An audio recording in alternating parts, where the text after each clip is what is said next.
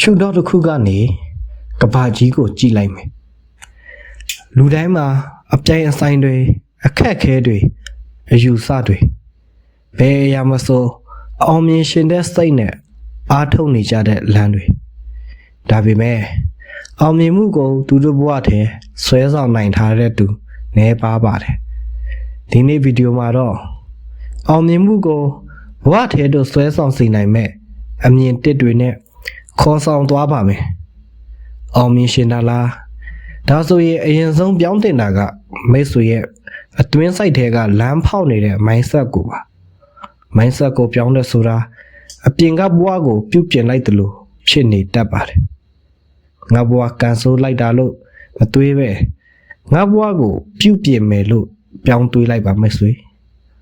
လူတော်တော်များများမအောင်မြင်ရတာကအခွင့်အလမ်းမရှိလို့မဟုတ်ပါဘူးကြောက်တဲ့စိတ်ကြောင့်အောင်မြင်မှုကိုမဆွဲဆောင်နိုင်တာပါယုံကြည်နေရတဲ့ပမာဏကပဲ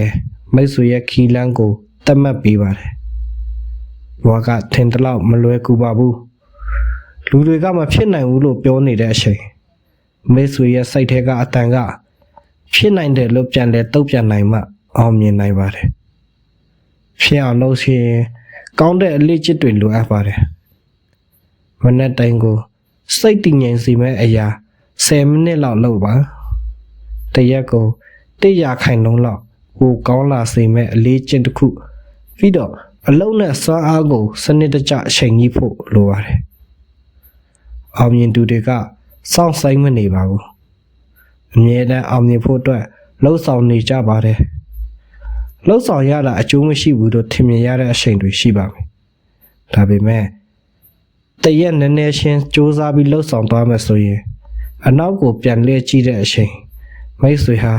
အလုပ်တော်တော်များများကိုလှုပ်ဆောင်ပြီးလို့အကျိုးမြတ်တစ်ခုခုကိုခံစားနေရပါပြီအောင်မြင်မှုကိုဆွဲဆောင်တာကတကယ်ရှိပါတယ်စိတ်ကပ်မှုစဉ်းစားပုံစကားပြောပုံလှုပ်ဆောင်ချက်ဒီအရာတွေကမိတ်ဆွေရဲ့အောင်မြင်မှုကိုဆွဲယူပေးတတ်တဲ့တိကျတဲ့အတူတွေပါသင်စိတ်ကမပြည့်စုံဘူးလို့တွေးရင်ဘဝကမပြည့်စုံနိုင်ပါဘူးဒီနေရာမှာအောင်မြင်တဲ့သူတယောက်ရဲ့ကိုယ်ပိုင်ဆုံးဖြတ်ချက်တစ်ခုကိုပြောပြပါမယ်လူငယ်တယောက်ကလက်ထဲမှာဘာမှမရှိခဲ့ဘူးမိသားစုအထောက်ပံ့မရှိဘူးဒီနေ့8နာရီတော့အလုပ်လုပ်ရင်ခန္ဓာကိုယ်ကအနားယူချိန်မှာတော့စိတ်ကအနားမယူခဲ့ပါဘူးနောက်ဆုံးမှာတော့အောင်မြင်မှုကိုရရှိခဲ့ပါတယ်အဲ့ဒီလူကတေချာပေါမိတ်ဆွေတို့လူဖြစ်ပါတယ်အောင်မြင်မှုကိုခံယူမဲ့သူကမိတ်ဆွေပါနေစေတခြားတရားမလုပ်နိုင်တာကိုမိတ်ဆွေကလှုပ်ဆောင်နိုင်လိုက်တဲ့လွမ်းမိုးမှုကမိတ်ဆွေရဲ့ဘဝကိုပြန်လဲဖန်တီးပြီးအောင်မြင်မှုကိုဆွဲဆောင်ပေးမှာပါဗီဒီယိုလေးကိုအဆုံးထိနားဆောင်ပြီးသွားရင်တခုခုသိရှိရမယ်လို့မျှော်လင့်ပါတယ်တခုခုသိရှိသွားတဲ့ဆိုရင်comment မှာရေးသွားခဲ့ပါအောင်နော်အားလုံးကိုကျေးဇူးတင်ပါတယ်နောက်ဗီဒီယိုမှာပြန်လည်ဆုံတွေ့ကြပါမယ်